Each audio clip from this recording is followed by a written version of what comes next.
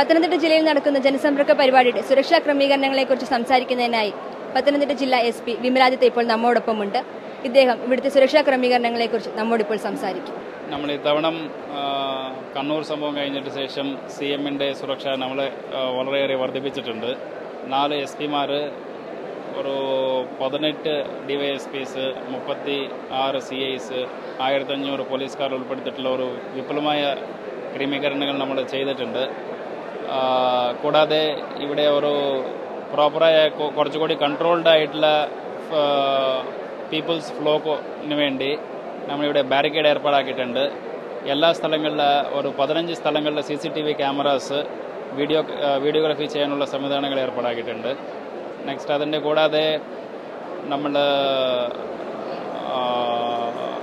പല സ്ഥലങ്ങളായിട്ട് ഈ നേരത്തെ ആരൊക്കെയാണ് കൂടുന്നത് അവരുടെ ഇൻഫർമേഷൻ എടുക്കുകയും അവരെ വാച്ച് ചെയ്യുകയും ചെയ്യാൻ വേണ്ടിയുള്ള ക്രമീകരണങ്ങൾ തലേ ദിവസം രാത്രി തന്നെ ഏർപ്പാടാക്കിയിട്ടുണ്ട്.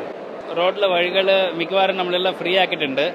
ഏതെങ്കിലും ജാഥകൾ വരുന്ന സ്ഥലത്ത് നമ്മൾ ബ്ലോക്ക് ചെയ്യുന്നുണ്ടെങ്കിൽ ആൾട്ടർനേറ്റീവ് റൂട്ട്സ് ഉണ്ടെങ്കിൽ മാത്രമേ അവിടെ വഴി തടഞ്ഞിട്ട് ആൾക്കാരെ ഡൈവേർട്ട് ചെയ്യാനുള്ള ക്രമീകരണങ്ങൾ ചെയ്തിട്ടുണ്ട്.